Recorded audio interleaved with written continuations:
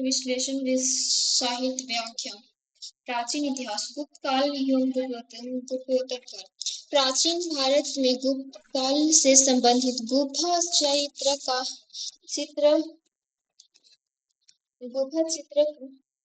चित्रांकन के केवल दो उदाहरण उपलब्ध हैं। इनमें से एक का अजंता की गुफा में किया गया चित्रांकन है। गुफा काल के चित्रांकन का दूसरा अवशिष्ट उदाहरण किस स्थान पर उपलब्ध है?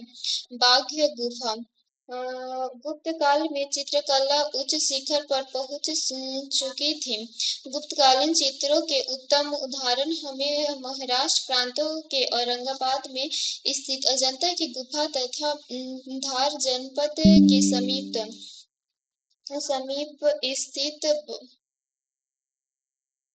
समीप स्थित बाघ परिवर्तन गुफा से प्राप्त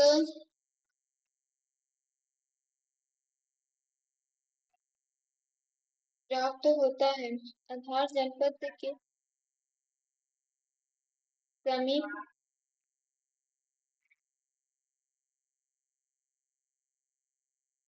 समीप बाघ स्थान पर स्थित विद्यमान पर्वत को काट कर बाघ की गुफाएं बनाई गई है। 1818 में जेंटरफील्ड ने इन गुफाओं को खोजा था। यहाँ से 9 गुफाएं मिली है। बाघ गुफा के चित्रों का विषय मनुष्य के लैंगिक जीवन से संबंधित है। यहाँ से प्राप्त संगीत एवं नृत्य के चित्र स्वाभाविक आकर्षण है। आंतरिक मध्ययुगीन समस्या में भारत में बौद्ध धर्म का पतन किन कारणों से शुरू हुआ है? तो उस समय तक बुद्ध विष्णु के अवतार समझने जाने लगे और वैष्णव धर्म का हिस्सा बन गए। अंतिम गुप्त राजा के समय तक आक्रमण करने वाली मध्य एशिया की जनजातियों ने हिंदू धर्म को अपनाया और बौद्ध को सताया। गुप्त वंश के राजा ने बौद्ध धर्म का पुरजोर विरोध किया। उपयुक्त कथनों में से कौन सा सही है?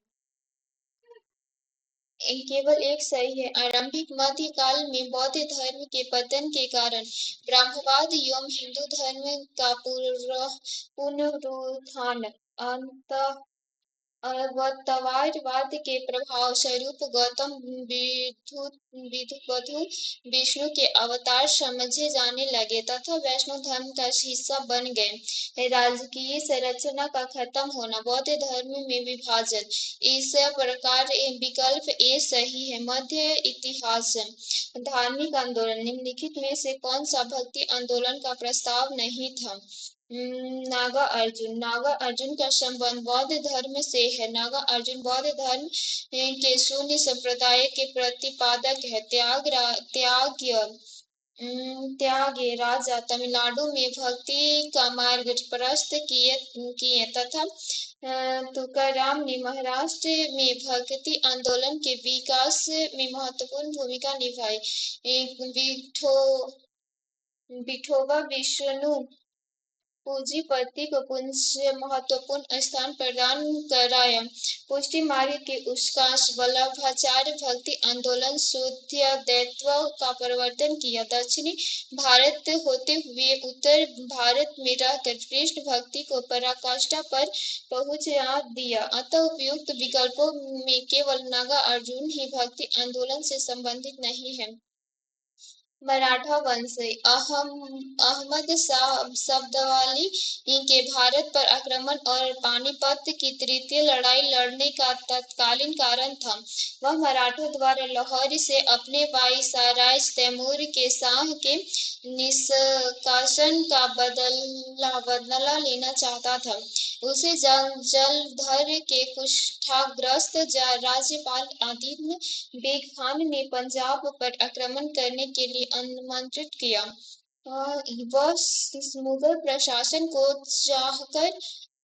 चहार महल गुजरात, औरंगाबाद, सियालकोट तथा पशपुर के राजस्व का भुगतान न करने के लिए दंडित करना चाहता था। वह दिल्ली की समीपाओं तक पंजाब के सभी उपजाऊ मैदान का हड़प कर अपने राज्यों में विलय करना चाहता था। ऑप्शन ए सही है। पानीपत का तृतीय युद्ध मुख्यतः दो कारणों का परिणाम था।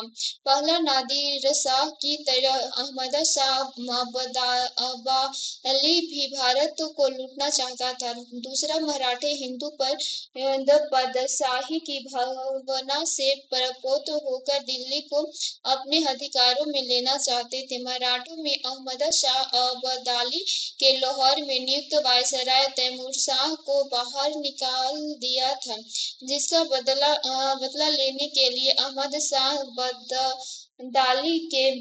बदाली ने भारत पर आक्रमण किया और पानी की तीसरी लड़ाई सामने आती है। 14 जनवरी 1761 को इस युद्ध में मराठा सेनाओं का प्रतिनिधित्व सदाशिव राव भाऊ ने किया।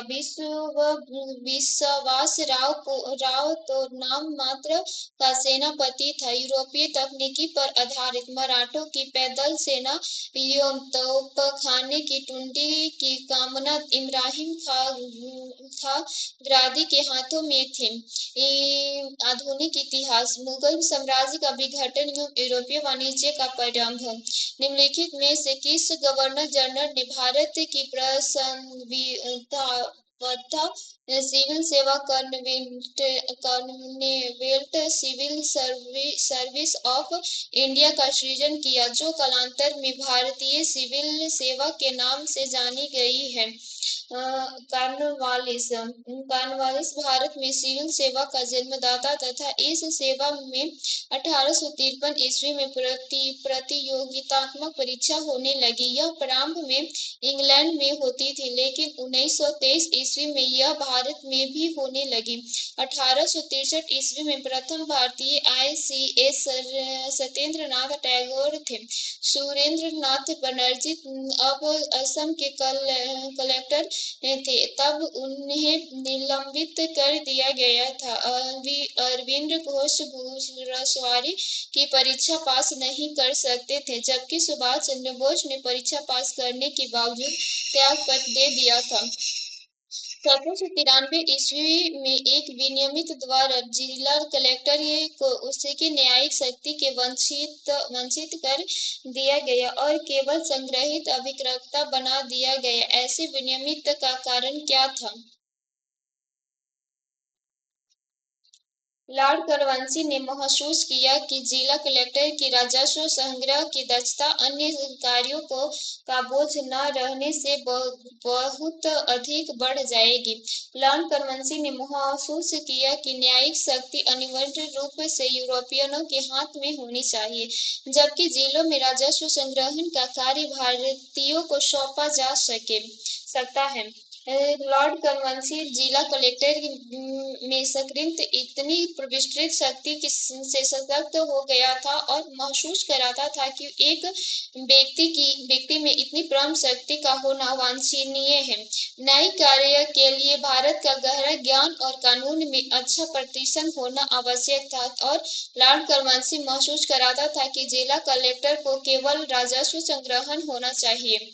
ऑप्शन सी सही है। 1993 ईस्वी के अधिनियम द्वारा जिला कलेक्टर को उसी की न्यायिक शक्ति से वंचित करा दिया गया, क्योंकि करवंशी ने इसकी संकीर्णीय शक्ति से सतर्क हो गया था और महसूस करता था कि एक व्यक्ति में इतना परम शक्ति का होना अवांछनीय है।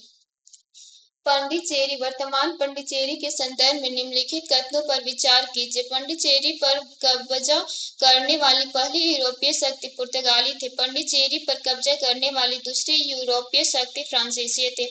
औरंगजेब ने कभी कभी पांडिचेरी पर कब्जा नहीं किया। उपयुक्त में से कौन से सही है? केवल एक सही है। यूरोपीय वासियों में सर्वप्रथम पुर्तगाली भारत आए। उत्तमास आंतरिक का चक्कर काटते हुए अब्दुल मजीद नामक गुजराती पथ प्रदर्शक की सहायता से 17 जुलाई 1498 ईस्वी को कालीकट के प्रसिद्ध बंदरगाह पर कपट काबू नामक स्थान पर वास्को डी गामा अपना बेड़ा उतारा। कालीकट में बसे हुए अरब व्यापारियों ने उसके प्रति वैमनस्य का रवैया अपनाया, किंतु कालीकट के हिंदू राजा ने इसकी पैतृक उपाधि जोमोरिन थी इसका हार्दिक स्वागत किया और उसे मसाले एवं जड़ी बूटियों इत्यादि ले जाने की आज्ञा प्रदान की। पंडिचेरी पर कब्जा करने वाली प्रथम यूरोपीय शक्ति पुर्तगीज थे। अंग्रेज कभी भी पंडिचेरी पर कब्जा नहीं किए। स्वतंत्रता संग्राम एवं राष्ट्रीय आंदोलन। साइमन कमीशन की सिफारिश के संदर्भ में निम्नलिखित में से कौन सा कथन सही है? इसमें से प्रांतों में वैध शासन के उत्तरदायी सरकार द्वारा प्रतिस्थापित करने की स्तुति की। इस गृह विभाग के अधीन उत्तर प्रांतीय परिषद स्थापित करने का सुझाव दिया। इसने केंद्र में द्विसंघीय विधायिका के उन्मूलन का सुझाव दिया। इनमें से भारतीय पुलिस सेवा इस प्रावधान के साथ सृजन करने की संतुष्टि की ब्रिटिश भारतीय का भारतीय की तुलना में वेतन तथा भत्ता अधिक होगा। साइमन कमीशन ने 1928 ईस्वी तथा 1929 ईस्वी में भारत का दो बार दौरा किया। कमीशन ने 27 मई 1930 ईस्वी को अपनी रिपोर्ट प्रकाशित की है, जिसकी सिफारिश इस प्रकार है। 1919 ईस्वी के भारत सरकार अधिनियम के तहत लागू की गई वैध शासन व्यवस्था को समाप्त कर उत्तरदायी शासन की स्थापना हो। भारत के लिए संघीय संविधान होना चाहिए। केंद्र में भारतीयों को कोई भी उत्तरदायित्व न प्रदान किया जाए। उच्च न्यायालय को भारत सरकार के नियंत्रण में कर दिया जाए। बर्मा को भारत से विलय किया जाए तथा उड़ीसा एवं सिंध को अलग प्रदेश का दर्जा दिया जाए। प्रांतीय विधान मंडलों में सदस्यों की संख्या को बढ़ाया जाए। गवर्नर एवं गवर्नर जनरल अल्पसंख्यक जातियों के हितों के प्रति विशेष ध्यान रखें। भारतीय राष्ट्रीय कांग्रेस वर्ष 1906 में विख्यात कलकत्ता अधिनिवेशन में 4 संकल्प पारित किए गए थे। सूरत में 1907 में हुए कांग्रेस के अलग अधिवेशन में इन चारों संकल्पों को स्वीकार करने अथवा अस्वीकार करने के प्रश्न पर कांग्रेस के विभाजन हो गया था। निम्नलिखित में से कौन सा एक संकल्प इन चारों संकल्पों में नहीं था? बंगाल के विभाजन को रद्द करना। बंगाल के विभाजन के बाद उत्पन्न परिस्थितियों का एक प्रत्यक्ष परिणाम यह हुआ कि कांग्रेस के अंदर नरम दल और गरम दल मध्य विरोध और तीव्र हो गया, जिसमें से फलस्वरूप 1907 ईस्वी के सूरत अधिवेशन में कांग्रेस 2 भागों में विभाजित हो गया। 1906 में कलकत्ता अधिवेशन में 4 संकल्प पारित किया गया था। इस संकल्प बहिष्कार, राष्ट्रीय शिक्षा, स्वदेशी शासन, इन्हीं चारों संकल्पों को स्वीकार करने अथवा उन्हें स्वीकृत करने के प्रश्नों पर कांग्रेस में विभाजन हो गया। स्वदेशी आंदोलन के प्रारंभ का तत्कालीन कारण क्या था? लॉर्ड कर्जन द्वारा किया गया बंगाल विभाजन, लोकमान्य तिलक पर अधिरोपित 18 महीने के सशक्त कारावास का दंडादेश, लाला लाजपत राय तथा अजीत सिंह की गिरफ्तारी एवं निर्वास तथा पंजाब कॉलोनाइजेशन बिल पास किया जाना, चापेकर बंधुओं को मृत्यु दंड की सजा सुनाया जाना, ऑप्शन ए सही है। वायसराय लॉर्ड कर्जन का सबसे घृणित कार्य 1905 ईस्वी में बंगाल विभाजन था। विभाजन के समय बंगाल की कुल जनसंख्या 7 करोड़ 85 लाख थी तथा इसी समय बंगाल में बिहार, उड़ीसा तथा बांग्लादेश शामिल था। विरोध के बावजूद कर्जन के 20 जुलाई 1905 ईस्वी को बंगाल विभाजन के निर्णय को घोषणा की, जिसके परिणाम स्वरूप 7 अगस्त 1905 ईस्वी को कलकत्ता के टाउन हॉल में स्वदेशी आंदोलन घोषणा की। भारत छोड़ो के उपरांत सी गोपालाचारी ने दी वे आउट नामक पैम्फलेट जारी किया। निम्नलिखित में से कौन सा एक प्रस्ताव इन पैम्फलेट था? और ब्रिटिश भारत तथा भारतीय राज्यों के प्रतिनिधित्व को मिलाकर एक युद्ध सलाहकार परिषद की स्थापना की। केंद्रीय कार्य परिषद इस प्रकार पुनर्गठन की गवर्नर जनरल तथा कमांडर इन चीफ के अतिरिक्त अन्य सभी सदस्य भारतीय नेता हो। केंद्रीय तथा प्रांतीय विधान मंडलों के 1945 के अंत में नए चुनाव कराए जाएं तथा संविधान का निर्माण कराने वाले निकाय को यथासंभव शीघ्र आयोजित किया जाए। संवैधानिक गतिविधियों का हल। ऑप्शन डी सही है। राजगोपालाचारी को जो मद्रास प्रांतों के एक प्रभावशाली नेता थे, कांग्रेस और मुस्लिम लीग के समझौते के पूर्ण पक्षधर थे। 10 जुलाई 1944 ईस्वी को गांधी की स्वीकृति से उन्होंने कांग्रेस तथा मुस्लिम लीगों के समझौते की एक योजना प्रस्तुत की, जो इस प्रकार है। मुस्लिम लीग भारतीय स्वतंत्रता की मांग का समर्थन करे, वह अस्थायी सरकार के गठन में कांग्रेस के साथ सहयोगी की भूमिका अदा करे। मतगणना के पूर्व सभी राजनीतिक दलों को अपने दृष्टिकोण के प्रचार की पूरी स्वतंत्रता हो। देश विभाजन की स्थिति में रक्षा, व्यापार, संचार और दूसरे आवश्यक विषयों के बारे में आपसी समझौता की व्यवस्था की जाए। निम्नलिखित में से कथनों पर विचार कीजिए। डॉक्टर राजेंद्र प्रसाद ने महात्मा गांधी को चंपारण आने तथा कृषकों की समस्या की जांच करने के लिए राजी किया। चंपारण जांच के आचार्य जे.बी. कृपलानी महात्मा गांधी के सहयोगी में से एक थे। उपयुक्त कथनों में से कौन सा सही है? केवल 2 सही है। दक्षिण अफ्रीका में से जनवरी 1915 में भारत लौटने के बाद गांधी जी ने सत्याग्रह प्रथम प्रयोग 1917 में चंपारण में किया था। राजकुमार शुक्ला ने महात्मा गांधी को चंपारण आने तथा कृषकों की समस्या की जांच करने के लिए गांधी जी को राजी किया। चंपारण राज्य में गांधी जी एक सहयोग JB. Kripalani, Mahadevi Desai, doctor Rajendra Prasad, C.F. एंड्रोज, N.H.S. गोपालक, राजकिशोरी प्रसाद, डॉक्टर अनुग्रह नारायण सिंह इत्यादि व्यक्तियों ने किया था। 1931 ईस्वी में भारत राष्ट्रीय कांग्रेस कराची अधिवेशन के लिए जिसकी अध्यक्षता सरदार पटेल कर रहे थे, जिससे कि मूल्य अधिकार तथा आर्थिक कार्यक्रम पर संकल्प प्रारूपित किया था पंडित जवाहरलाल नेहरू। कांग्रेस का 45वां अधिवेशन 29 मार्च 1931 ईस्वी को कराची के सरदार वल्लभ भाई पटेल की अध्यक्षता में संपन्न हुआ था। इस अधिवेशन में पंडित जवाहरलाल नेहरू ने मूल अधिकारों तथा भारतीय कार्यक्रम पर संकल्प प्रारूपित किया था। निम्नलिखित में से कौन सी कृष्ण मिशन के साथ कांग्रेस के आधिकारिकता वर्ताकार थे? पंडित जवाहरलाल नेहरू और मौलाना आजाद। जापान की लगातार बढ़ती हुई शक्ति से अंतर्राष्ट्रीय समुदाय व्यवस्थित हो जाए।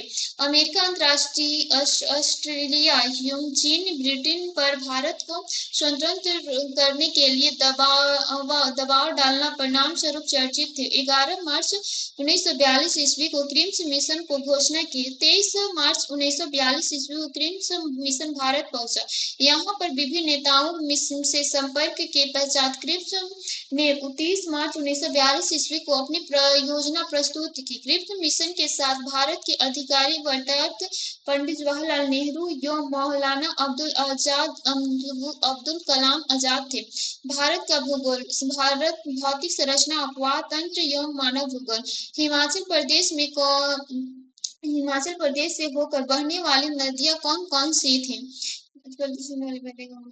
ब्यास, चेनाब, रावी, सतलुज और यमुना। ब्यास, चिनाब, रावी, सतलज एवं यमुना 5 नदियों हिमाचल प्रदेश से बहती थी। सतलज मानसरोवर झील के समीप स्थित राजसत्ता ताल उच्च समुद्र तल से 5000 मील से निकलती है। यह शिवालिक पर्वत श्रृंखला को काटती हुई पंजाब में प्रवेश करती है। लुधियाना तथा फिरोजपुर इसके तटवर्ती नगर है। रावी नदी कांगड़ा जिले में रोहतांग दर्रे के समीप से निकलती है।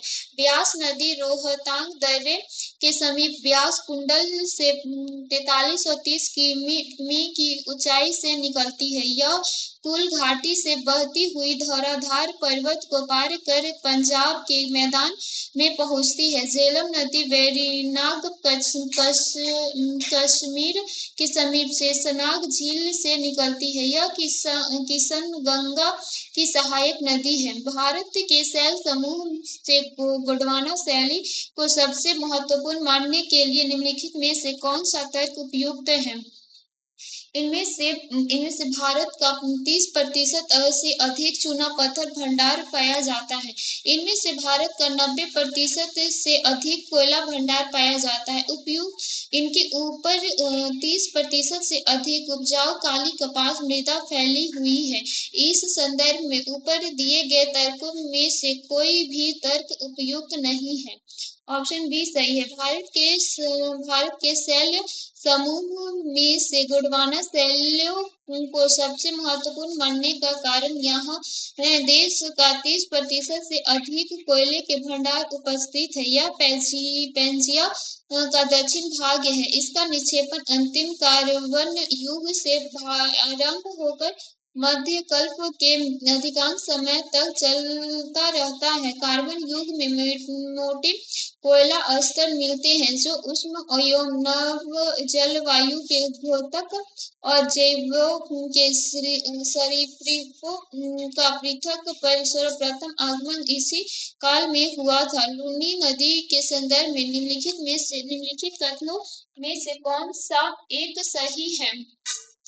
यह कच्छ के रण की दलदली भूमि में लुप्त हो जाती है। लूनी नदी अजमेर जिले में स्थित नागा पहाड़ अरावली से निकलती है। इसकी मुख्य सहायता नदी है बांटी, सुकरी, मिठाड़ी इत्यादि। यह खासी नदी है। यह नदी 495 किमी की दूरी तय करने के पश्चात कच्छ के रण के दलदली भूमियों में लुप्त हो जाती है। निम्नलिखित में से कौन सा एक युग्म सुमित नहीं है?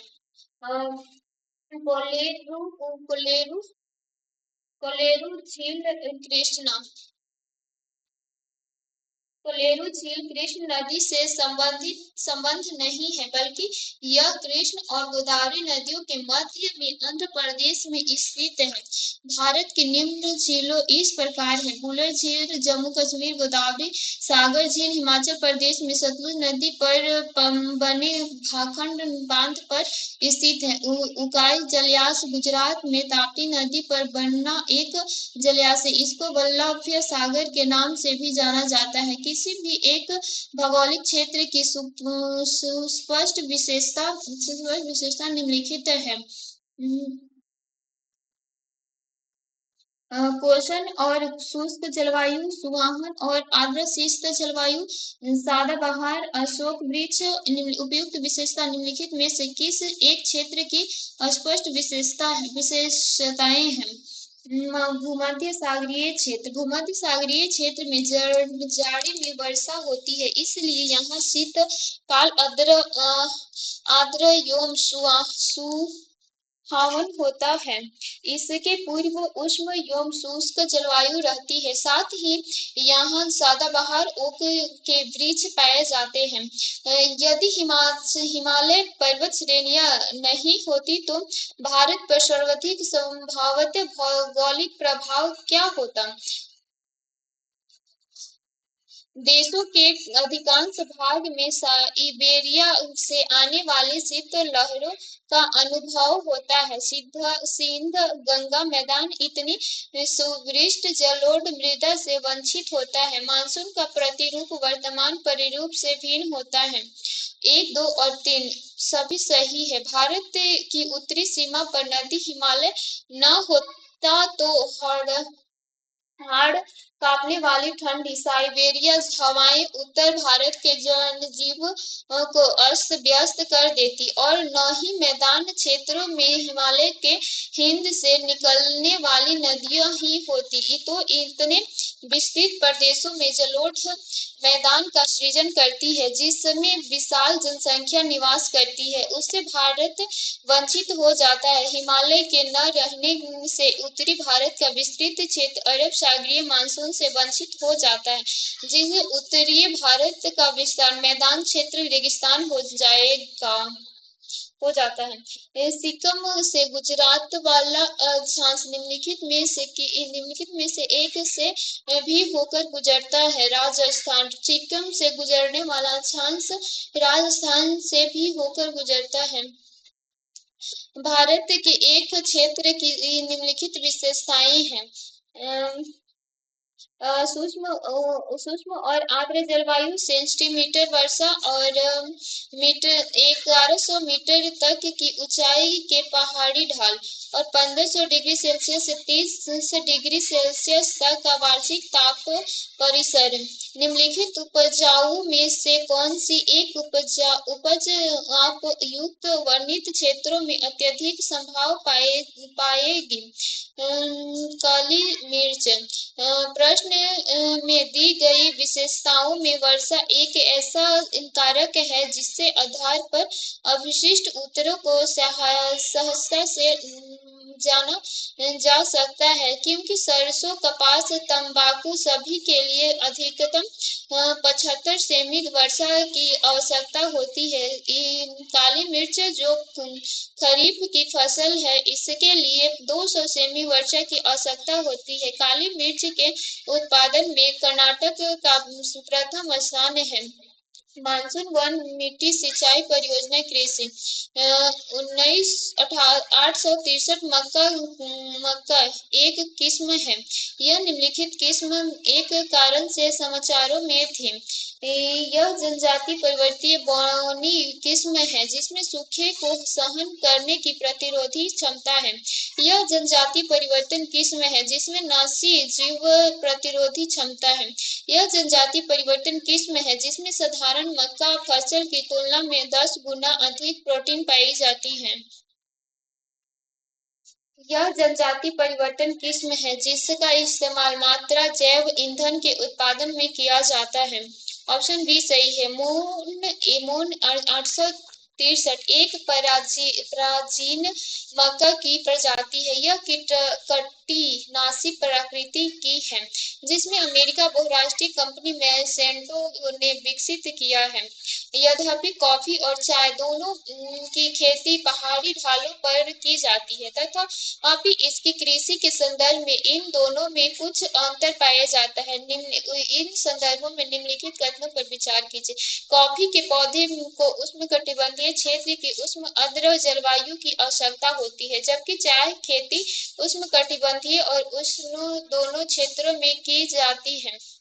कॉफी बीज के द्वारा प्रवर्धित तो की जाती है लेकिन चाय केवल डाली कलम के द्वारा प्रवर्धित की जाती है।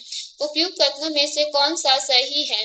केवल एक सही है। कॉफी उष्णकटिबंधीय सदाबहार पौधा है किंतु उसके लिए उष्ण के साथ आर्द्र जलवायु होना चाहिए। इसीलिए कॉफी के बागान मुख्यतः सरसों के निकट होते हैं तथा कॉफी के पौधे को छायादार वृक्ष रबड़ सिनकॉन केला आद्र वृक्षों की छाया में उगाया जाता है। चाय की खेती उष्ण और उष्ण उपोष्ण दोनों क्षेत्रों में की जा सकती है। ऐसे क्षेत्रों में वर्षा की अधिकतम तथा जल निकास की सर्वश्रेष्ठ व्यवस्था के कारण पहाड़ी पठारी ढालों पर टेट्राइट का मिट्टी का निर्माण होता है, जो कि चाय चाय की खेती के लिए सर्वोत्तम मिट्टी है। कॉफी और चाय दोनों का प्रवर्धक बीजों और डालिकलम द्वारा किया जा सकता है, अतः विकल्प दो गलत है। मृदा संरक्षण के संदर्भ में निम्नलिखित प्रचलित पद्धतियों पर विचार कीजिए। भारत में मृदा संरक्षण के लिए उपयुक्त में से कौन सी विविधता उपयुक्त समझी जाती है? एक, दो और तीन, चार। भारत में मृदा संरक्षण के लिए प्रश्नगत विकल्पों में सभी सर्वास्यंत वेदिका निर्माण बालू की बाल और वायु रोध नामक विधिताएं उपयुक्त समझी जाती है। राष्ट्रीय खाद्य सुरक्षा मिशन एक लक्ष्य आधारित रीति से देश की चुनिंदा जिलों में खेती जमीनों में बढ़ोतरी और उत्पादन में वृद्धि लगाकर कुछ फसलों की उत्पादकता में वृद्धि लाना। ये फसलें कौन कौन सी थी? चावल, केवल चावल और गेहूं और दलहन। कृषि एवं सहकारिता विभाग द्वारा राष्ट्रीय विकास परिषद (एनडीसी) के अनुसार में 17 राज्यों के ऐसे कहा करते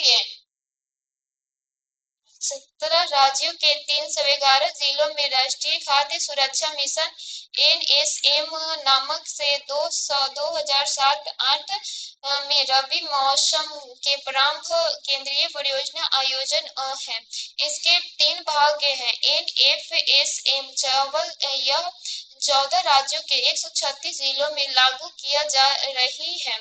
एनएफएसएम गेहूं यह 9 राज्यों के 141 जिलों में लागू की जा रही है। एनएफएसएम दालों यह 14 अगस्त के 170 जिलों में लागू किया जा रही है। इस योजना के तहत इन जिलों में धारणीय रीति से जमीन में बढ़ोतरी और उत्पादक में वृद्धि लाकर 11वीं पंचवर्षीय योजना के अंत तक चावल, गेहूं और दालों का उत्पादन क्रमशः 10, 8 तथा 2 मिलियन टन बढ़ाने का लक्ष्य रख गया है। भारत के कुछ भागों में यात्रा करते हुए आप देखेंगे कि कहीं कहीं लाल मिट्टी पाई जाती है। मिट्टी के इस रंग का प्रमुख कारण क्या है? फेरकी ऑक्साइड की विद्यमानता। लाल मिट्टी का निर्माण जलवायवीय परिवर्तन के परिणाम स्वरूप रवेदार एवं कर्यावंती शैलों के विघटन एवं विनियोजन से होता है। इस मिट्टी में सिलिका एवं आयरन की प्रचुरता होती है। इस मिट्टी का लाल रंग लोहा ऑक्साइड की उपस्थिति के कारण होती है, लेकिन जलयोजित रूप से यह पीली दिखाई पड़ती है। यह अम्लीय प्रकृति की मिट्टी होती है। इनमें से नाइट्रोजन, फास्फोरस एवं ह्यूमस की कमी होती है। यह मिट्टी प्रायः उर्वरक विहीन बंजर भूमि के रूप में पाई जाती है। विगत एक दशक में भारत में किस एक निम्नलिखित फसल के लिए उपयुक्त कुल पृष्ठभूमि भाग एक जैसी बनी रही है? चावल। प्रश्नगत विकल्पों में चावल एकमात्र ऐसी फसल है जो जिससे होते हुए विगत एक दशकों में प्रयुक्त कुल भूमिका लगभग एक जैसी बनी रही है। खनिज शक्ति संसाधन एवं उद्योग एवं व्यापार। भारत के खनिज संसाधनों के संदर्भ में निम्नलिखित युग्मों पर विचार कीजिए। खनिज 90% प्राकृतिक स्रोत कहाँ है? निकेल, उड़ीसा। उपयुक्त युग्मों में कौन से सही सम्मिलित है? केवल 2 सही है। भारत में निकेल का भंडार उड़ीसा में है, जो इसका 90% से अधिक भंडार उड़ीसा के कटक और मयूरभंज जिलों में है। झारखंड एवं तमिलनाडु में भी इसके कुल निक्षेपण है। स्थल मंडल स्थल मंडल एक भौगोलिक क्षेत्र की जिसकी ऊंचाई 400 मीटर है। निम्नलिखित विशेषताएं हैं। यदि भौगोलिक क्षेत्र में प्राकृतिक वन विद्यमान हो तो सर्वाधिक संभावना यह है कि उष्णकटिबंधीय वर्षा वन होगा। तापमान वर्षा के वार्षिक आंकड़ों से यह स्पष्ट होता है कि उपयुक्त विशेषता उष्णकटिबंधीय वर्षा वनों की है। उष्णकटिबंधीय वर्षा वन का न्यूनतम तापमान 18 डिग्री सेल्सियस तक, अधिकतम तापमान 30 डिग्री सेल्सियस के बीच तथा वार्षिक वर्षा 175 सेमी से 200 सेमी के बीच होता है। भारत में निम्नलिखित में से किस प्रकार का वन सर्वाधिक वृहद क्षेत्र पाया जाता है? उष्णकटिबंधीय आर्द्र पर्णपाती वन। भारत की उष्णकटिबंधीय आर्द्र पर्णपाती वन सर्वाधिक वृक्ष क्षेत्र में पाया जाता है। निम्नलिखित में से कौन सी एक अन्य तीनों की तुलना में अधिक सूर्य को परिवर्तित करता है? नवपात हिम से आच्छादित भूमि। नवपात हिम से आच्छादित भूमि अन्य तीनों की अपेक्षा अधिक मात्रा में सूर्य प्रकाश परिवर्तित करती है। नवपात हिम 80 से 85 सूर्य के प्रकाश को परिवर्तित कर देती है। इस प्रकार विकल्प सी सही है। जलमंडल हाल में एक नई प्रकार की एनोल नीलो जिसका नाम एल नीलो मोडोकी है समाचारों में थी। इस प्रसंग में निम्नलिखित कथनों पर विचार कीजिए। समान एल नीलो मध्य प्रशांत महासागर से बनती है जबकि एल नीलो मर्डिक पूर्वीय प्रशांत महासागर से बनती है। सामान्य एल नीलो के परिणाम स्वरूप अटलांटिक महासागर में हंसांग प्रभंज पैदा होता है, परंतु एल नीलो मोडोकी के परिणाम स्वरूप ज्यादा संख्या में ज्यादा प्रवृत्ति के प्रभंज पैदा होता है। उपयुक्त कथनों में से कौन सा सही है? केवल एक सही है। भौगोलिक तथ्य यह है कि लगभग 1300 किमी चौड़े विश्व की गर्म जल धारा एनीलो लगभग मध्य प्रशांतों में उत्तर से दक्षिण दिशा की ओर बहती है। जब सूर्य उत्तरायण होता है तो उसके स्थान पर दक्षिण से उत्तर की ओर ला नीलो चलती है। सामान्य एनीलो का प्रभाव तटों पर तो दूर तक पहाड़ता है किंतु इसका कोई भी संबंध अटलांटिक महासागर से नहीं है। अटलांटिक महासागर में स्वयं ही गर्म और ठंडी धाराएं चला करती है जो चक्रवात की उत्पत्ति के लिए उत्तरदायी है। जहां तक मोडोकी का प्रश्न है, यह एलिना का व्यापक रूप है जो बड़े क्षेत्रों में प्रभावित करता है जिसका मुख्य कारण भूमंडलीय ऊष्मा का बढ़ना है। निम्नलिखित कथनों पर विचार कीजिए। पृथ्वी ग्रह पर उपयोग के लिए उपलब्ध अवन जल मीठा पानी कुल प्राप्त जल की मात्रा के लगभग 1% से भी कम है। पृथ्वी ग्रह पर पाए जाने वाला कुल अवरण जल मीठा पानी का 95% ध्रुवीय बर्फ क्षारक एवं हिमनद में अबंध है। उपयुक्त कथनों में से कौन सा सही है? एक और दो दोनों। पृथ्वी पर उपलब्ध मीठा जल कुल जल का 0.8% है तथा कुछ मीठे जल का करीब 95% भाग ध्रुवीय बर्फ क्षारक एवं हिमनदों में आबद्ध है। पृथ्वी के समस्त जल का 97.4% भाग खतरा है, मात्र 2.6% भाग ही मीठा है। इसमें से 1.8% बर्फ के रूप में है। मात्रा 0.8% ही जल मीठा जल है। मानव को उपभोग हेतु मिल पाता है। मक्कला के जल मंडलों मध्य में से यात्रा करते हुए निम्नलिखित में से किसी एक से होकर गुजर सकते हैं? सिंगापुर जिसे पूर्व का द्वार कहते हैं। मक्कला जलमंडल मध्य के पूर्वी उत्तरी छोर पर स्थित है। यह पूर्वी एशिया देश है। वायुमंडल दक्षिण गोलार्ध में पवन के बाई ओर विचलन का क्या कारण है? पृथ्वी का घूर्णन। सामान्य इस पवन को उत्तरी गोलार्ध में उत्तर से दक्षिण दिशा तथा दक्षिण गोलार्ध में दक्षिण से उत्तर दिशा में प्रवाहित होना चाहिए, परंतु फेरे के नियम एवं कोरियालिस बल के कारण ये उत्तरी गोलार्ध में अपनी दाई और दक्षिण गोलार्ध में अपनी बाई ओर विक्षेपित हो जाती है। इसका मुख्य कारण पृथ्वी का घूर्णन है। मानव भूगोल एवं मानव चित्रवाली। संयुक्त राष्ट्र आवास वैश्विक मानव बस्ती report UN habitats global report on human settlement 2009 के अनुसार विगत 3 दशकों में निम्नलिखित में से किसी एक क्षेत्र में शहरीकरण की सबसे तीव्र वृद्धि दर रही है? एशिया। संयुक्त राष्ट्र आवास वैश्विक मानव बस्ती रिपोर्ट 2009 के अनुसार विगत 3 दशकों में एशिया के क्षेत्र में शहरीकरण में तीव्र वृद्धि हुई है। जनसंख्या एवं नागरिकरण। राष्ट्रीय पूर्ण एवं पुनः स्थापित 2007 के संदर्भ में निम्नलिखित कथनों पर विचार कीजिए। यह नीति केवल उन्हीं व्यक्तियों पर लागू होती है जिसकी भूमि किसी परियोजना के लिए अधिग्रहित की गई हो, न कि किसी दूसरे के ऐच्छिक विस्थापन होने पर। इस नीति का निरूपण सामाजिक न्याय एवं सशक्तिकरण मंत्रालय ने किया है। उपयुक्त में से कौन सा सही है?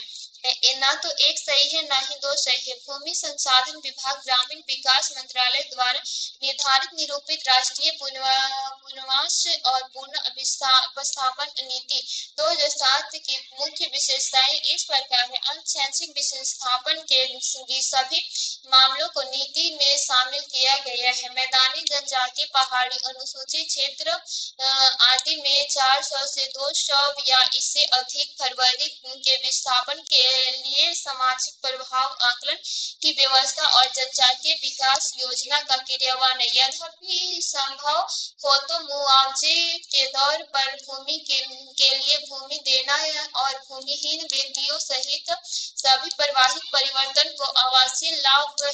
कैलाश कौशल विकास सहायता और परियोजना कार्यों में वरीयता और प्रभावित परिवारों को परियोजना कार्यान्वित करने वाले कंपनियों में शेयर पाने का विकल्प। संवेदनशील व्यक्तियों को मासिक पेंशन। पुनः स्थापन क्षेत्रों में मूल संरचनात्मक अनिवार्य सुविधाएं उपलब्ध कराना और शिकायतें निपटाने के लिए लोकपालक और राष्ट्रीय पुनर्वास आयोग उपयुक्त मूल्य सूचकांकों के साथ जुड़े मौद्रिक लाभ जिन्हें आवधिक अंतराल पर उपयुक्त रूप से संबोधित भी किया जाएगा।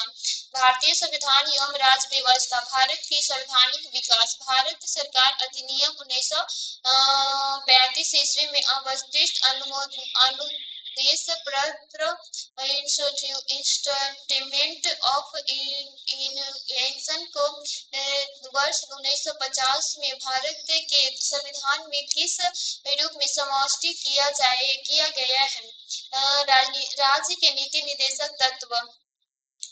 भारत के लिए तैयार किए गए संवैधानिक प्रस्ताव में यह अंतिम था। यह सबसे बड़ा और जटिल दस्तावेज था। इसमें से 14 भाग, 321 धाराएं तथा 10 अनुसूचियां थी। इनमें से प्रस्ताव का अभाव था, अतः 1919 के अधिनियम की प्रस्तावना को इसके साथ जोड़ दिया गया है। इस अधिनियम के अनुमोदन पत्र को वर्ष 1950 में देशों के संविधान में राज्य की नीति निर्देशक तत्व के रूप में शामिल किया गया है। नागरिकता, मूल अधिकार, मूल कर्तव्य। राज्य के नीति निर्देशक तत्व। भारत संविधान के संदर्भ में निम्नलिखित कथनों पर विचार कीजिए। मूल अधिकार, मूल कर्तव्य। राज्य के नीति निर्देशक तत्व। भारत सरकार द्वारा आरंभ किए गए राष्ट्रीय सामाजिक सहायता कार्यक्रम में भारत के संवैधानिक और उपयुक्त उपबंधों में से कौन सा पूरे होते हैं? केवल 3 सही है। मूल कर्तव्य 42वां संविधान संशोधन संशोधन 1946 ईस्वी में जोड़ा गए थे, जबकि सामाजिक सहायता कार्यक्रम उसके पूर्व भी प्रारंभ किए गए। मूल अधिकार नागरिक को कुछ अधिकारों की गारंटी देते हैं, जबकि सामाजिक सहायता कार्यक्रम राज्यों की ओर से प्रयास है एक समाज की सहायता में योगदान करते हैं, न कि गारंटी देते हैं। सामाजिक सहायता पहुंचाना राज्य का दायित्व है। राज्य द्वारा व्यक्तित्व दायित्व के अनुपालन से संबंधित के भाग 4 में नीति निर्देशक तत्व की प्रवर्तित है। संघ एवं राज्य संबंध प्रशासन जम्मू कश्मीर राज्य निम्नलिखित में से कौन सा वित्त आयोग द्वारा की गई प्रत्येक सिफारिश के संसद के प्रत्येक सदन के समक्ष रखवाएगा? भारत का राष्ट्रपति। भारतीय संविधान की धारा 288 280 में वित्त आयोग के गठन की व्यवस्था और इसके अनुसार राष्ट्रपति प्रत्येक 5 वर्षों के बाद या यदि आवश्यकता हो तो इससे पूर्व वित्त आयोग का गठन करेंगे तथा इसकी सिफारिश को राष्ट्रपति संसद में रखावत है। अनुच्छेद 280 3 के अंतर्गत वित्त आयोग का निम्नलिखित बातों के संबंध में राष्ट्रपति को अपनी संतुष्टि देता है। संविधान के अंतर्गत केंद्र तथा राज्यों के मध्य वितरित किए जाने वाले या वितरित किए जा सकने वाले करों के निवल प्राप्ति के बंटवारों के संबंध में संतुष्टि करना। भारतीय वंचित निधन में से राज्यों को दिए जाने वाले सहायता अनुमोदन के संबंध में सिद्धांतों का तय करना। ऋण विज्ञ के हित में अन्य विषय जिस पर राष्ट्रपति वित्त आयोग की संस्तुति करना चाहिए संतुष्ट देना। निम्नलिखित में से कौन सा एक संघीय बजट की तैयारी और उस संसद में पेश करने के लिए उत्तरदायी है? आर्थिक कार्य विभाग केंद्रीय बजट एवं राष्ट्रपति शासन वाले राज्यों तथा केंद्रीय शासन प्रदेशों के बजट तैयार करता है और उन्हें संसद में पेश करता है। न्याय व्यवस्था संघ एवं राज्य। भारत का उच्च न्यायालय भारत की राष्ट्रपति को विधि अथवा तथ्यों के विषय पर सलाह देता है। सर्वप्रेक्षण पर व्यापक लोकहित किसी विषय में यदि वह ऐसी कोई सलाह मांगता है केवल यदि विषय नागरिक मूल अधिकारों से संबंधित है। केवल 2 सही है। राष्ट्रपति के आदेश पर ही सर्वोच्च न्यायालय किसी विशेष पर सलाह देता है। संविधान के अनुच्छेद 143 के अंतर्गत राष्ट्रपति सर्वोच्च न्यायालय से किसी विषय पर सलाह मांग सकता है। लोक अदालतों के संदर्भ में निम्नलिखित कथनों में से कौन सा सही है? लोक अदालत की आधिकारिकता मुकदमा दायर करने से पहले मामलों का निपटारा करने की है और उन मामलों का नहीं जो किसी न्यायालय से लंबित हो। लोक अदालत ऐसे मामलों का निपटारा कर सकती है जो सिविल न कि आपराधिक प्रकृति के हैं। प्रत्येक लोक अदालत में केवल सेवारत अथवा सेवानिवृत्त न्यायिक अधिकारी ही नियुक्त हो सकते हैं, कोई अन्य व्यक्ति नहीं। उपयुक्त में से कौन सा भी कथन सही नहीं है? लोक अदालत का विचार गांधीवादी विचारधाराओं से प्रेरित न्यायिक तंत्र है। लोक अदालत में न्यायालय में लंबित मुकदमे दोनों पक्षों की आपसी सहमति से लाया जा सकता है। लोक अदालत सिविल तथा आपराधिक दोनों मामलों को निपटारा कर सकती है। न्यायालय लोक अदालत में एक न्यायिक न्यायिक अधिकारी चेयरमैन की तरह तथा 2 अन्य सदस्य, एक एडवोकेट और एक सामाजिक कार्यकर्ता होते हैं। भारत में जिला स्तर पर उपभोक्ता उत्पादक निवारण के संदर्भ में निम्नलिखित में से कौन सा कथन सही है? राज्य सरकार यदि उपयुक्त समझे तो वह जिले में एक से अधिक जिला फोरम स्थापित कर सकती है। जिला फोरम की कोई एक सदस्य महिला होनी चाहिए। जिला फोरम उन्हें शिकायतों की सुनवाई करता है जिसमें माल या सेवाओं का कुल मूल्य 50 लाख रुपए से अधिक नहीं होता है। उपभोक्ता के हितों का समान प्रतिनिधित्व करते हुए राज्य सरकार जिले फोरम के समूह के बचे हुए माल या दी गई सेवाओं के संबंध में शिकायत दर्ज कर सकती है। ऑप्शन सी सही है। जिले न्यायिक उन्हीं की शिकायतों की सुनवाई करता है जिन्हें माल या सेवा का कुल मूल्य 20 लाख से अधिक नहीं होता है। पंचायती राज व्यवस्था संविधान संशोधन एवं अनुसूचियां निम्नलिखित में से कौन सा एक प्राधिकरण किसी राज्य के राज्यपाल को उस विशेष राज्य की पंचायतों द्वारा विनियोजन हो सकने वाले कार्यों को शुल्कों के निर्धारण के लिए सिद्धांतों उनके विषय में संतुलित करता है? राज्य वित्त आयोग। 73वें संविधान संशोधन पंचायती राज से संबंधित है। इसके द्वारा संविधान के भाग 9 अनुच्छेद 243 क से 9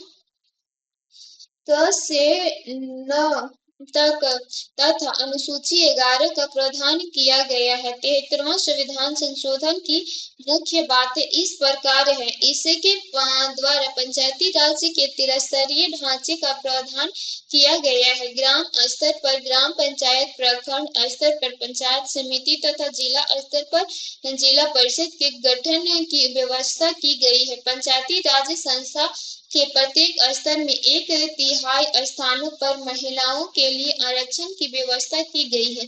इसका कार्यकाल 5 वर्ष निर्धारित किया गया है। राज्य के संचित निधि से इन संस्थाओं को अनुमोदन देने की व्यवस्था की गई है। अर्थव्यवस्था, आर्थिक नियोजन एवं राष्ट्रीय आय बजट निम्नलिखित में से कौन सा एक राजकोषीय उत्तरदायित्व तथा बजट प्रबंध अधिनियम 2003 physical responsibility and budget management act 2003 से अनुबंध नहीं है? राजकोषीय वर्ष 2007 से 8 की समाप्ति तक राजस्व घाटे को खत्म करना। केंद्र सरकार द्वारा आरबीआई से कल्पित परिस्थितियों से सिवाय उधार न लेना। राजकोषीय वर्ष 2008-9 की समाप्ति तक प्राथमिक घाटे को खत्म करना। सरकारी गारंटी को किसी भी वित्तीय वर्ष में सकल घरेलू उत्पादन जीडीपी की प्रतिशत के रूप में नियत करना। ऑप्शन सी सही है। एनआरबीएम अधिनियम 2003 से 3 में वर्ष 2004 में किए गए एक संशोधन के आधार पर राजकोषीय वर्ष 2008 से 9 तक राजस्व घाटे को समाप्त करने का लक्ष्य रखा गया है, जबकि राजकोषीय घाटा का कम करके 3.0% पर लाने का लक्ष्य रखा गया है।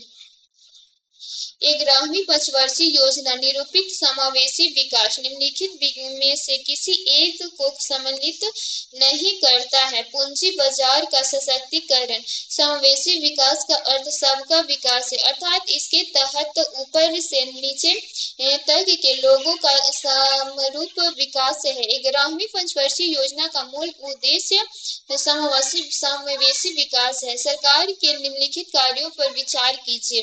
कर दरों में कटौती करना, सरकारी व्यय को बढ़ाना, उपदानों को समाप्त करना। आर्थिक मंदी के संदर्भ में उपयुक्त कार्यों में से कौन सा राजकोषीय उत्पादित पैकेज का भाग माना माना माने जा सकते हैं। केवल एक और दो सब्सिडी को समाप्त कर आर्थिक मंदी को बढ़ावा देगा, न कि राजकोषीय उत्पीड़न का कार्य करेगा। भारत की पंचवर्षीय योजना के संदर्भ में औद्योगिकरण के ढांचे में परिवर्तन के अंतर्गत भारी उद्योग का महत्व कम करते हुए आधारित संरचनाओं इंफ्रास्ट्रक्चर पर बल देने की शुरुआत किस योजना की गई है? आठवीं योजना।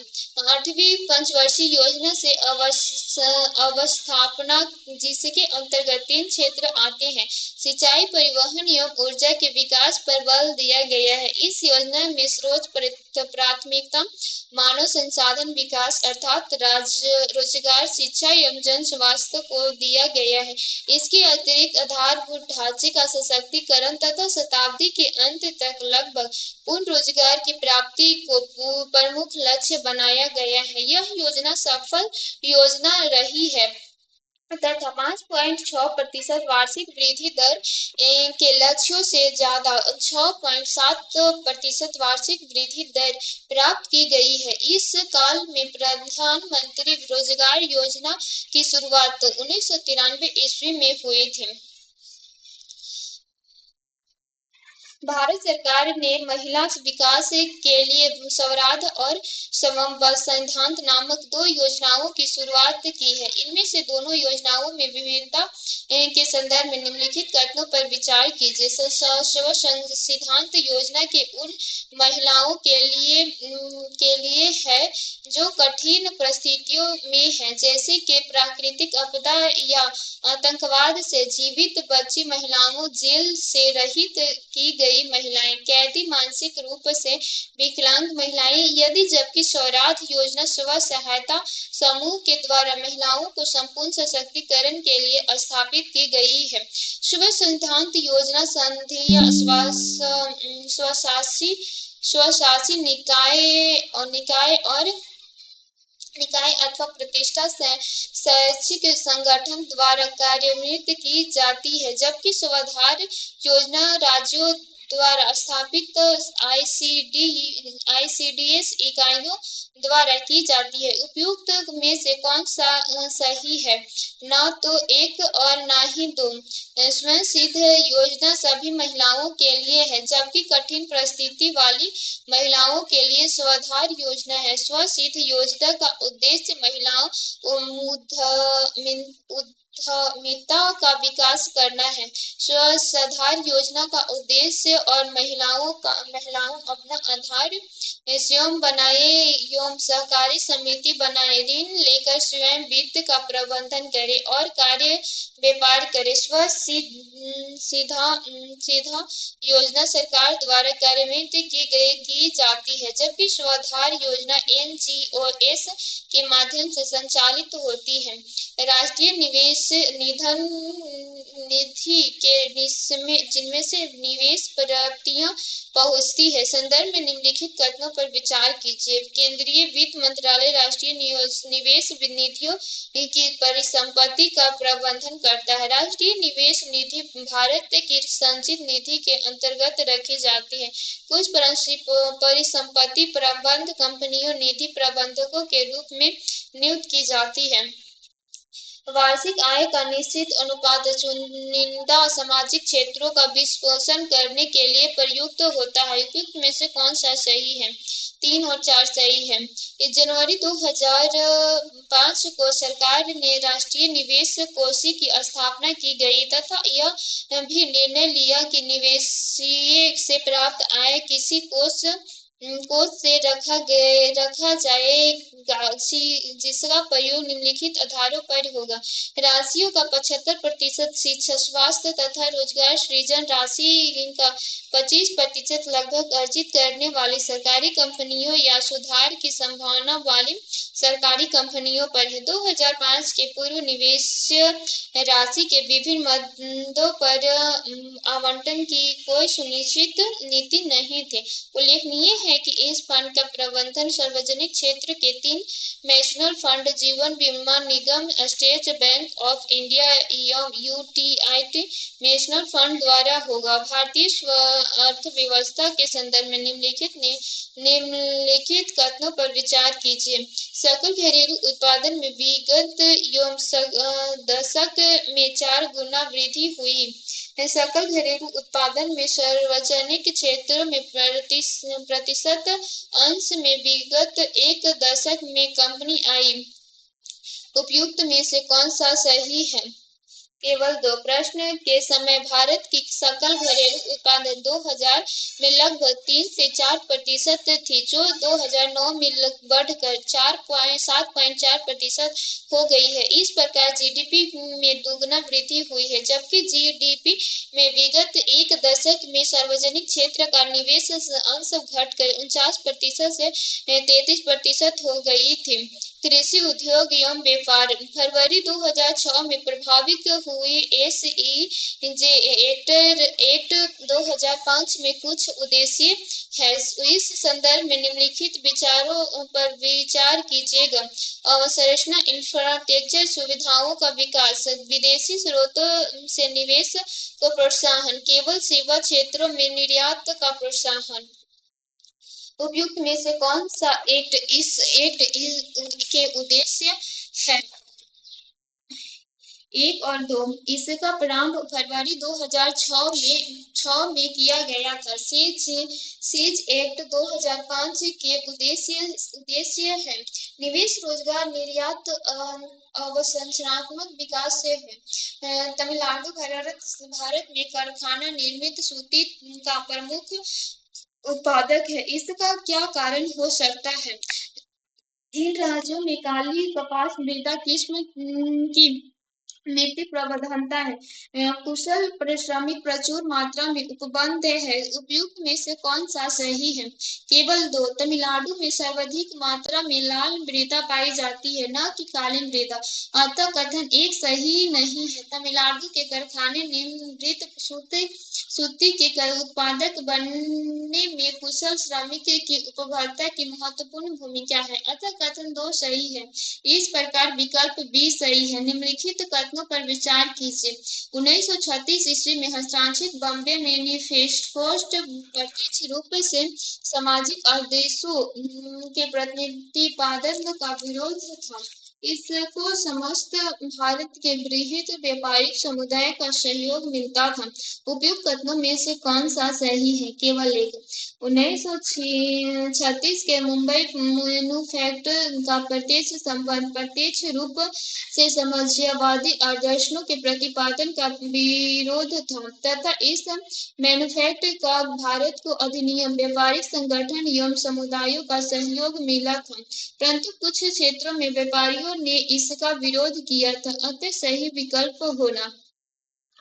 भारतीय यूरोपीय संघ के बीच द्विपक्षीय व्यापार वार्ता के संदर्भ में यूरोपीय कमीशन और यूरोपियन काउंसिल के बीच का क्या अंतर है?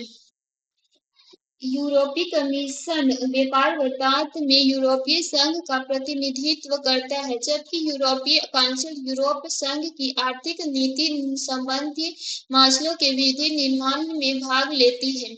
यूरोपीय कमीशन सदस्य देशों की सरकार या राज्य के अध्यक्षों से बनता है, जबकि यूरोपीय काउंसिल यूरोपीय संसद द्वारा मनोनीत व्यक्तियों में से बनी होती है। उपयुक्त में से कौन सा कथन सही है? न तो 1 और न ही 2 सही है। वार्ता में यूरोपीय संघ का प्रतिनिधित्व यूरोपीय काउंसिल करता है, जबकि यूरोपीय कमीशन यूरोपीय संघ की आर्थिक नीतियां संबंधित है मामलों के विधि निर्माण में भाग लेती है। यूरोपीय कमीशन यूरोपीय संसद द्वारा मनोनीत सदस्यों से बनता है, जबकि यूरोपीय काउंसिल सदस्य की सरकार या राज्य की अध्यक्षताओं से बनती है। भारत में भूमि उपयोग वर्गीकरण के सन्निकट निरूपण निम्नलिखित में से कौन सा है? नेट बुवाई क्षेत्र 47%, वन 23% और 31%। देश के शुद्ध बुनाई क्षेत्र लगभग 46% और वन क्षेत्र 22% तथा लगभग 31%। निम्नलिखित तथ्यों पर विचार कीजिए। चीन के हर मौसम के लिए केंद्र सरकार गन्ने का सर्वाधिक न्यूनतम मूल्यांकन निर्धारित करती है। आवश्यक वस्तु का अधिनियम के अंतर्गत चीनी का गन्ना आवश्यक वस्तु है। उपयुक्त कथनों में से कौन सा सही है? केवल दो सही है। चीनी के हर मौसम के लिए अब केंद्र सरकार गन्ने के उचित एवं लाभकर मूल्य निर्धारित करती है। अतः कथन एक गलत है। चीनी का गन्ना आवश्यक वस्तु निर्धारण अधिनियम 1915 के अंतर्गत आवश्यक वस्तु है। भारत में आने वाला प्रत्यक्ष विदेशी निवेश FDI भारतीय मात्रा में मॉरिशस से आता है, न कि यूनाइटेड किंगडम और फ्रांस जैसी अनेक बड़ी और परिपक्व अर्थव्यवस्था से। इसका क्या कारण है? प्रत्येक विदेशी लेने में भारत कुछ देशों का अधिमान करता है। भारत का मॉरिशस के साथ दोहरा करारोपण परिहार समझौता है। मॉरिशस के अधिकांश नागरिक भारत के साथ नाजायज तथ्य रखते हैं और इस कारण भारत के निवेश करने में सुरक्षित महसूस करते हैं। वैश्विक जलवायु परिवर्तन के भावी खतरे को देखते हुए मॉरिशस बहुत बड़े स्तर पर भारत में निवेश कर रहा है। भारत में सर्वाधिक प्रत्यक्ष विदेशी निवेश FDI मॉरिशस से आने का प्रमुख कारण है। भारत मॉरिशस के बीच दोहरा करारोपण परिहार समझौता, मुद्रा बैंक एवं कर प्रणाली, केंद्र राज्य वित्तीय संबंध। निम्नलिखित में से कौन सी परिभाषित शब्दावली उस क्रियाविधि को इंगित करती है जिससे माध्यम से वाणिज्य बैंक सरकार को उधार देता है? सावधिक तरलता अनुपात, सेक्टोरियल लिक्विडिटी रेशियो, संविधान तरलता अनुपात। SLR वह शब्दावली है जो वाणिज्य बैंकों से केंद्र सरकार द्वारा लिए जाने वाले धन जो कि उधार के रूप में होता है और बदले में केंद्र सरकार प्रतिभूति नीतियां देती है के लिए प्रयुक्त होती है। वर्तमान में भारत की सर्वाधिक तरलता 40% है। DIPS समझौता का अनुपालन करने के लिए भारत ने geography indication of good registration एवं प्रोटेक्शन फ्रॉड एक्ट 1999 अधिनियम किया। व्यापार चिन्ह, ट्रेडमार्क तथा भौगोलिक संकेत जियोग्राफिकल इंडिकेशन के बीच निम्नलिखित अंतर है। व्यापार चिन्ह किसी व्यक्ति या कंपनी का अधिकार या जबकि भौगोलिक संकेत किसी एक समुदाय का अधिकार है। व्यापार चिन्ह को अनुज्ञात किया जा सकता है जबकि भौगोलिक संकेत को अनुज्ञात नहीं किया जा सकता है। व्यापार चिन्ह उत्पादित मामलों के लिए सुनिर्देशित किया जाता है जबकि भौगोलिक संकेत केवल कृषि माल उत्पादन तथा हस्तशिल्प के लिए सम्मिलित किया जाता है। उपयुक्त में से कौन सा सही है? केवल 1 और 2 सही है। भौगोलिक संकेत केवल कृषि माल उत्पादन तथा हस्तशिल्प के लिए ही नहीं बल्कि सभी के लिए सुनिर्देशित किया जाता है। निम्नलिखित में से कौन सा एक कथन अवस्फीति का उपयुक्त वर्णन करता है? यह दूसरी मुद्रास्फीति की तुलना में मुद्रा मान से अचानक आई गिरावट है। यह अर्थव्यवस्था के वित्तीय तथा वास्तविक क्षेत्र में आई सतत मंदी है। यह माल तथा सेवाओं के सामान्य समिति स्तर में आई सतत गिरावट है। यह मुद्रास्फीति दर में एक निश्चित समय अवधि में आई गिरावट है।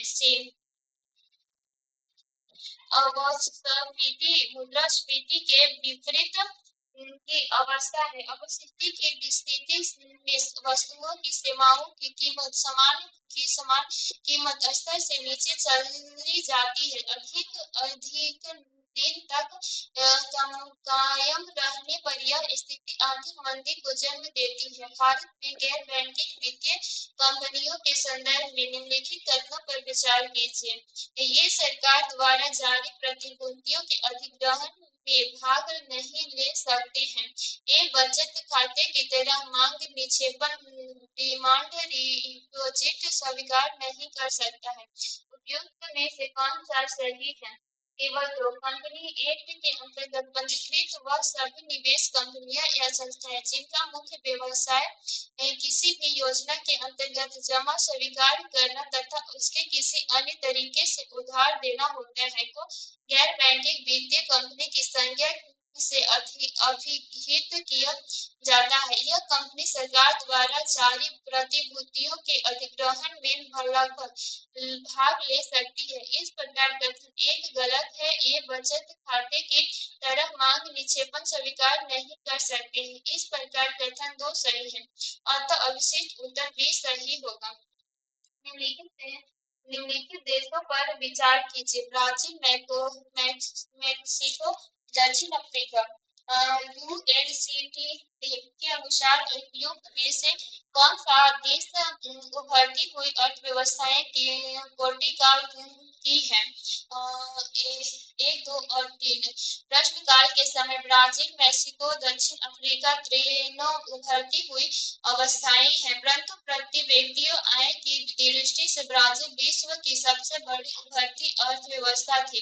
निम्नलिखित में से कौन सी मुद्राएं कृत्रिम समझी जाती है?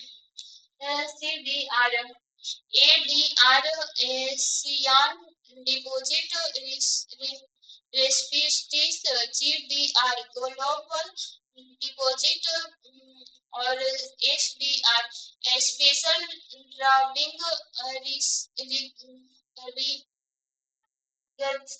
इनमें से SDR IMF की मुद्रा है। SDR की स्थापना IMF द्वारा 1973 में किया गया था, किंतु किसी सरकार का इसके प्रति कोई कानूनी दायित्व नहीं होता है, इसीलिए कृत्रिम मुद्रा समझी जाती है। भारत में सभी राष्ट्रीयकृत वाणिज्यिक बैंकों में बचत खातों पर दी जाने वाली ब्याज दर किसी के द्वारा निर्धारित की जाती है। उपयुक्त में से कौन सा सही है?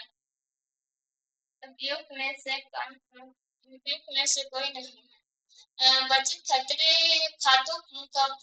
खातों पर प्रदान की जाने वाली ब्याज दर व्यापारिक बैंक स्व निर्धारण करते हैं, यद्यपि यह रिजर्व बैंक RBI द्वारा तय सीमा के भीतर ही रखते हैं, परंतु उस तय सीमा के भीतर दर घटाने बढ़ाने का अधिकार वाणिज्य बैंक के पास होता है। जब भारतीय रिजर्व बैंक नकदी रिजर्व अनुपात में वृद्धि की घोषणा करता है तो इसका तात्पर्य क्या है? वाणिज्य बैंक के पास उधार देने के लिए कम मुद्रा होगी। भारतीय रिजर्व बैंक द्वारा साख पर नियंत्रण निम्न तरीकों से किया जाता है। बैंक दर नीति द्वारा खुले बाजार की क्रिया द्वारा बैंक के नकद को संबंधित आवश्यकताओं में परिवर्तित करके तरलता संबंधित वैधानिक आवश्यकताओं को पूरा करके विभिन्न ब्याज दरों को प्रणाली अपनाकर चयनात्मक साख नियंत्रण नीति से तथा नैतिक प्रभाव की नीति द्वारा जब रिजर्व बैंक नकदी रिजर्व अनुपात में वृद्धि करता है तो वाणिज्य बैंक को अपनी कुल जमा का अधिक अंश रिजर्व बैंक के पास रखना होता है। उस स्थिति में वाणिज्य बैंक के पास उधार देने के लिए कम मुद्रा बचती है। भारत में बैंक लोकपाल संस्था के संदर्भ में निम्नलिखित में से कौन सा एक कथन सही नहीं है? बैंकिंग लोकपाल नियुक्त भारतीय रिजर्व बैंक करता है।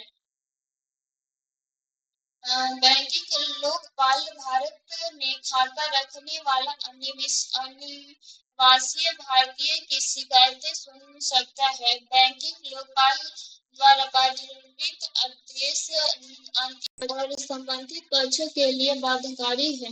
बैंकिंग लोकपाल द्वारा दी गई सेवा निःशुल्क होती है। ऑप्शन सी, भारत में बैंकिंग लोकपालक संस्था, इसकी नियुक्ति भारत रिजर्व बैंक करता है। यह देश के खाता रखने वाले प्रवासी भारतीयों की शिकायत सुना सकता है। इसके द्वारा दी गई सेवाएं निःशुल्क होती है।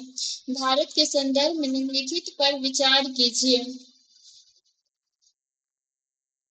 बैंकों का राष्ट्रीयकरण, क्षेत्रीय ग्रामीण बैंकों का गठन, बैंकों का शाखाओं द्वारा गांवों को अपनाया। उपयुक्त में से किन किन को भारत में वित्तीय समावेशी प्राप्त करने के लिए उठाया गया कदमों के रूप में माना जा सकता है? केवल 1, 2 और 3। भारत में वित्तीय समावेश प्राप्त करने के लिए निम्न कदम उठाया जा सकता है। बैंकों का कदम, सीटों में राष्ट्रीयकरण, 1969 में 10 बैंकों का राष्ट्रीयकरण, 1980 में 6 बैंकों का राष्ट्रीयकरण, 1975 में राष्ट्रीय ग्रामीण बैंकों का गठन, 1969 में बैंकों की शाखाओं का गांव का विस्तार। भारत में सकल राजस्व प्रतिशत के रूप में निम्नलिखित में से किसी एक कर की प्राप्ति की विगत 5 वर्षों के उल्लेखनीय में कमी आई है? उत्पादक शुल्क। और प्रश्न के दौरान देश में सकल कर राजस्व के प्रतिशत के रूप में उत्पादन कर में कुल कर प्राप्तियों में बीते 5 वर्षों में कमी आई थी।